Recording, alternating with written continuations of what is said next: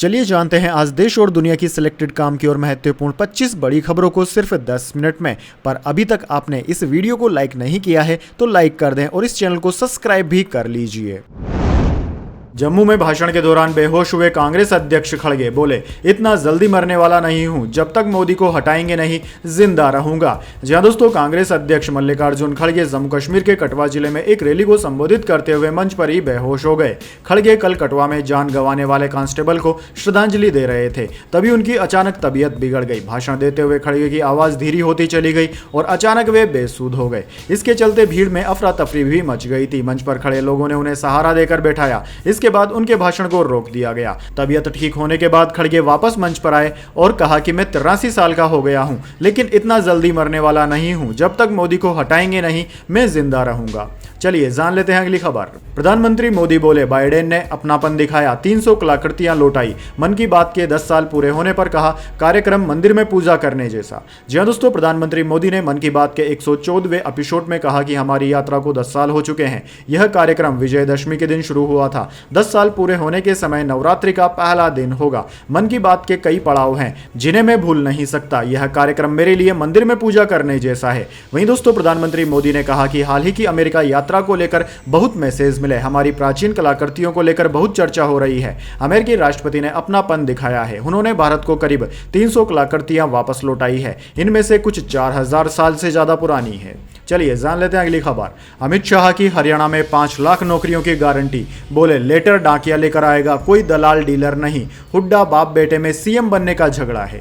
जी हां दोस्तों, हरियाणा चुनाव को लेकर केंद्रीय गृह मंत्री ने रविवार को 3 रैलियां की। गुरुग्राम के बाद शाहपुर से शुरुआत कर उन्होंने महेंद्रगढ़ के नांगल चौधरी और करनाल के इंद्री में दौरे को खत्म किया। दोस्तों, इन तीनों रैलियों में शाह ने कहा कि राहुल गांधी अयोध्या में राम मंदिर निर्माण का विरोध कर रहे हैं। वह चुनाव की हार जीत को रामलला के अपमान से जोड़ रहे हैं। राहुल गांधी अग्निवीर स्कीम को लेकर झूठ फैला रहे हैं। यह स्कीम सेना को जवान रखने के लिए बनाई गई है। मैं हरियाणा और भारत सरकार की तरफ से गारंटी देता हूं कि हर अग्निवीर को पेंशन वाली नौकरी दी जाएगी।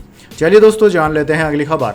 अक्टूबर में 15 दिन बैंक रहेंगे बंद। 4 रविवार और 2 शनिवार के अलावा अलग अलग जगहों पर 9 दिन कामकाज नहीं होगा। जी हां दोस्तों, आपने बिल्कुल सही सुना, नया मंथ शुरू होने ही वाला है। अक्टूबर 2024 महीने में बैंकों में 15 दिन कामकाज नहीं होगा, यानी कि लगभग आधे महीने बैंकों में कोई काम ही नहीं होगा। देश में कई वजहों से अलग अलग जगहों पर 9 दिन बैंकों में कामकाज नहीं होगा। इसके अलावा 4 रविवार और 2 शनिवार को भी बैंक बंद रहेंगे। 2 अक्टूबर को गांधी जयंती के मौके पर सभी जगह बैंक बंद रहेंगे। इसके अलावा 12 अक्टूबर को दशहरे पर देश के ज्यादातर हिस्सों में बैंक बंद रहेंगे। इसके अलावा कुछ क्षेत्रीय जगहों पर छुट्टियों की वजह से उन क्षेत्रों में बैंक बंद रहेंगे। चलिए जान लेते हैं अगली खबर। हरियाणा में असम सीएम बोले, हमें डॉक्टर इंजीनियर चाहिए, मुल्ला नहीं। देश से एक बाबर को धक्का देकर निकालेंगे। 600 मदरसे बंद किए, बाकी भी करूंगा।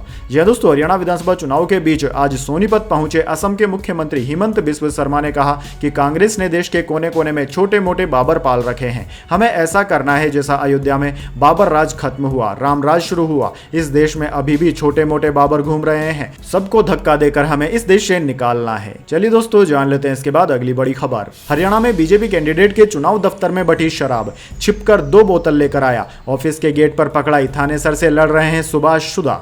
जी हां दोस्तों, हरियाणा विधानसभा चुनाव में थानेसर सीट से भाजपा कैंडिडेट सुभाष सुधा के चुनाव कार्यालय के बाद शराब सप्लाई का वीडियो सामने आया है। दरअसल दोस्तों, 28 सेकंड का यह वीडियो कुरुक्षेत्र में पुराने बस स्टैंड के पास का है। पेट्रोल पंप के सामने खुले सुभाष सुधा के दफ्तर का है। इस वीडियो में जींस और सफेद टी शर्ट पहने एक शख्स अपने दोनों हाथों में शराब की 2 बोतलें लेकर रोड क्रॉस करते हुए भाजपा उम्मीदवार सुधा के दफ्तर की ओर बढ़ रहा है। इस दौरान वह शराब की बोतलों को अपने पीछे छिपाने की कोशिश भी करते नजर आ रहा है। चलिए दोस्तों, जान लेते हैं अगली खबर। हिजबुल्लाह और भी ज्यादा मजबूत होगा, नसरुल्लाह की मौत का बदला लेकर रहेंगे। ईरान की इजराइल को चेतावनी।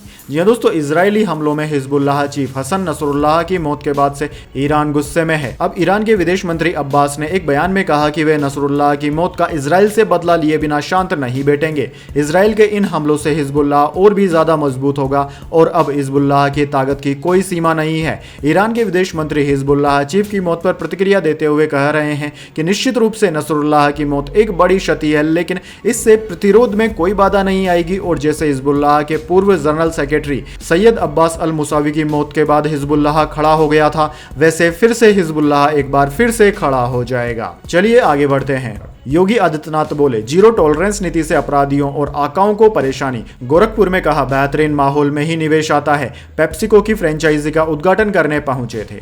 जी हां दोस्तों, मुख्यमंत्री योगी आदित्यनाथ ने कहा कि सुरक्षा के बेहतरीन माहौल में ही निवेश आता है। जब व्यक्ति ही सुरक्षित नहीं रहेगा तो उसकी पूंजी कैसे सुरक्षित रह पाएगी। अपराध और अपराधियों के प्रति जीरो टॉलरेंस की नीति से उन लोगों और उनके आकाओं को परेशानी होती है जिनके लिए अपराध ही पेशा था, जो अपराध करने को ही अपना बड़प्पन मानते थे। सरकार कानून व्यवस्था को लेकर जीरो टॉलरेंस की नीति पर चल रही है, क्योंकि इससे ही वर्तमान सुरक्षित रहेगा और बेहतर भविष्य के लिए वर्तमान का सुरक्षित रहना आवश्यक है। वैसे दोस्तों, कमेंट करके बताइए, क्या आपको लगता है योगी आदित्यनाथ के इस तरह के फैसलों से यूपी में अपराध का प्रतिशत गिरा है?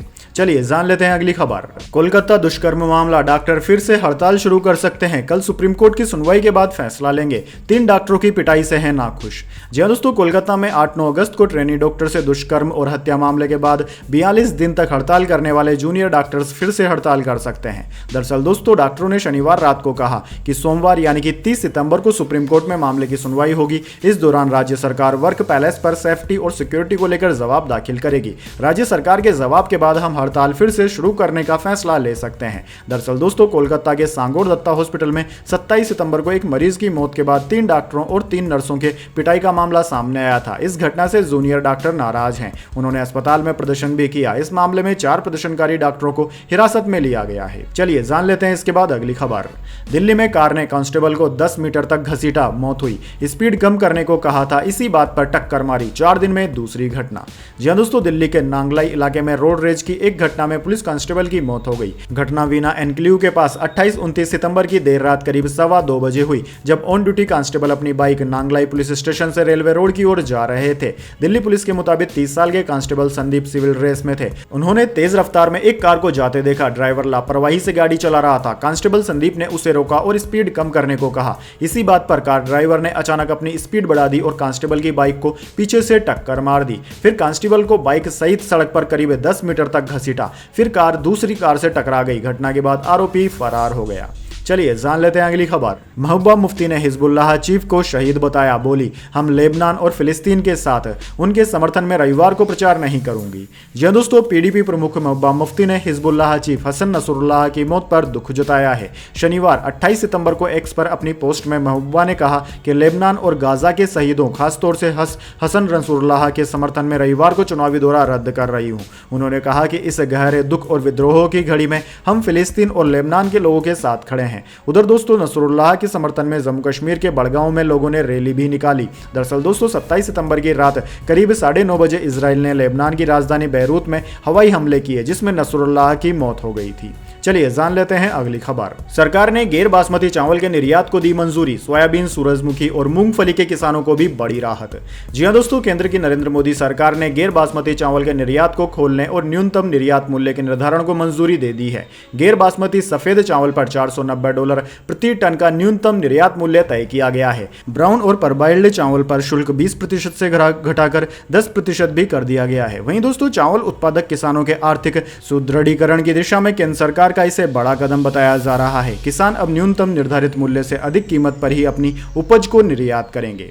चलिए जान लेते हैं अगली खबर। गैंगस्टर लॉरेंस ने जयपुर जेल से दिया था टीवी इंटरव्यू, जूम ऐप के जरिए जुड़ा था। पंजाब एसआईटी ने जांच के बाद राजस्थान पुलिस को दिए सबूत। जी हां दोस्तों, कुख्यात गैंगस्टर लॉरेंस बिश्नोई के जेल से इंटरव्यू देने के मामले में नया खुलासा हुआ है। पंजाब एसआईटी की टीम ने जांच के बाद सबूत दिए हैं कि जयपुर सेंट्रल जेल में रहते हुए गैंगस्टर लॉरेंस बिश्नोई का इंटरव्यू हुआ था। जूम ऐप के जरिए एक टीवी चैनल से जुड़कर लॉरेंस ने इंटरव्यू दिया था। मामले की जांच कर रही एसआईटी टीम ने राजस्थान पुलिस को इसके सबूत भी दिए हैं। इसके बाद शुक्रवार रात जयपुर की लालकोठी थाने में केस दर्ज किया गया। दरअसल दोस्तों, लॉरेंस बिश्नोई ने फरवरी 2023 में जेल में बंद रहने के दौरान एक टीवी चैनल को इंटरव्यू दिया था। मामले की जांच को लेकर कोर्ट के आदेश पर पंजाब पुलिस ने पहली एफआईआर दिसंबर 2023 में और दूसरी जनवरी 2024 में दर्ज की थी।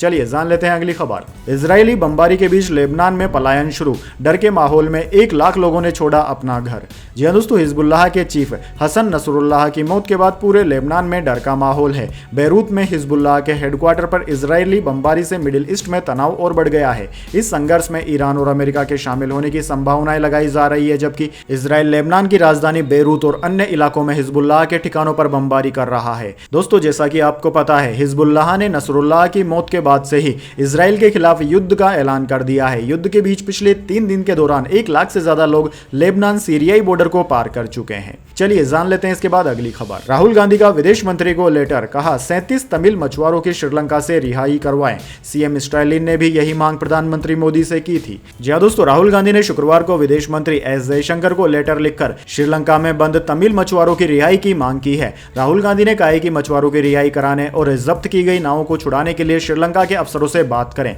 इससे पहले 27 सितंबर को तमिलनाडु के मुख्यमंत्री एम.के. स्टालिन ने भी प्रधानमंत्री मोदी से मुलाकात करके मछुआरों की गिरफ्तारी का मुद्दा उठाया था। उन्होंने मछुआरों को जल्द रिहा करवाने की मांग की थी। दरअसल दोस्तों, आपको बता दें, 21 सितंबर 2024 को श्रीलंकाई नेवी अफसरों ने 37 तमिल मछुआरों को गिरफ्तार कर लिया था, साथ ही उनकी नौकाओं को भी जब्त कर लिया था।